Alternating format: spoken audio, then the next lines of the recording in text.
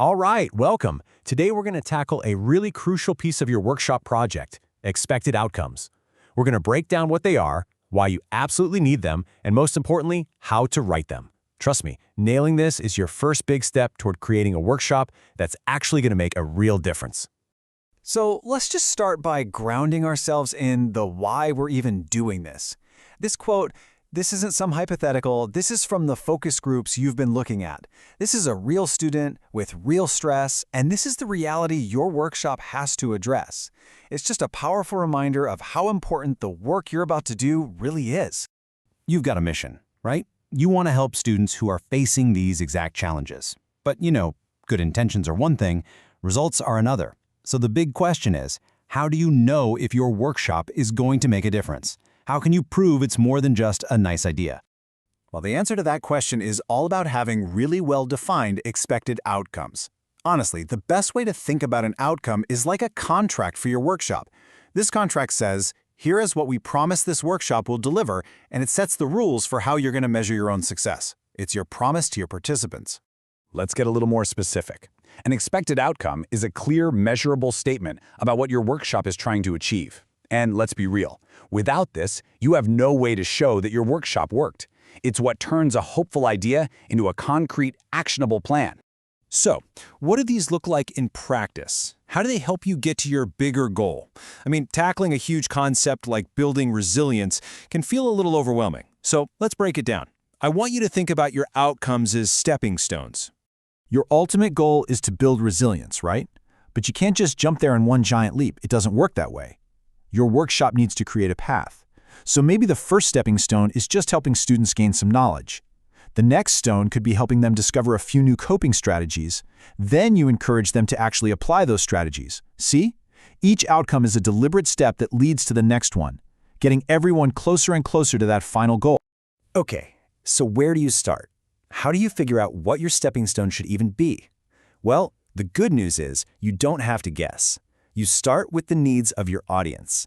And, lucky for you, those needs have been laid out really clearly in the focus group reports. And let me be absolutely crystal clear about this. This is non-negotiable.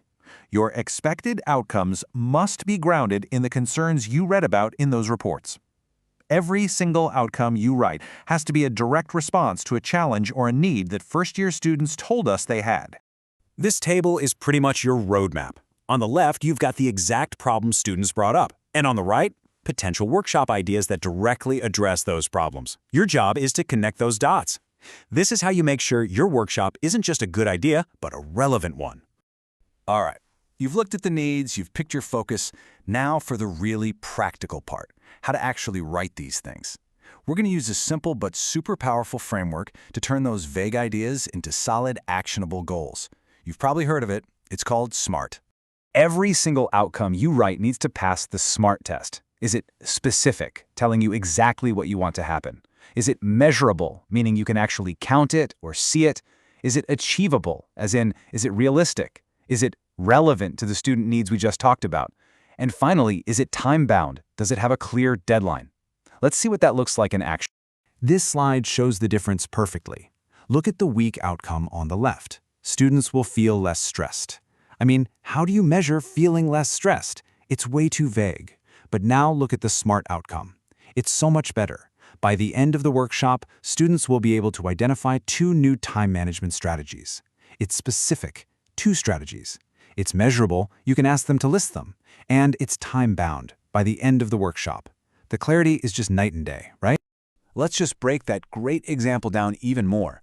By the end of the workshop, that's your time-bound part, students will identify 2 new time management strategies. That's your specific and measurable part, and because it directly tackles workload stress from the focus groups, you know it's achievable and relevant. This structure, right here, this is your template.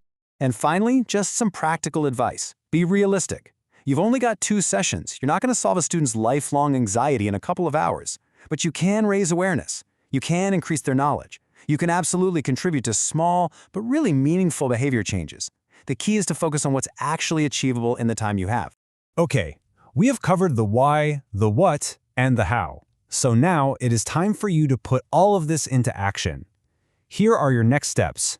First, and this is so important, please remember you're not doing this alone. Speak with your TAs, Jaime and Megan, if you have any questions. They're absolutely here to help you through this whole process. And second, don't wait. You and your committee have what you need to get started on your creative brief as early as, well, now. Use the info from this explainer to guide you through item 2 of that brief. So I'll leave you with one final question to get your gears turning. For just a minute, forget about the big, lofty goals. Just ask yourselves this. What is the one realistic, measurable change you want your workshop to create for a first-year student? Start right there. Good luck, everyone.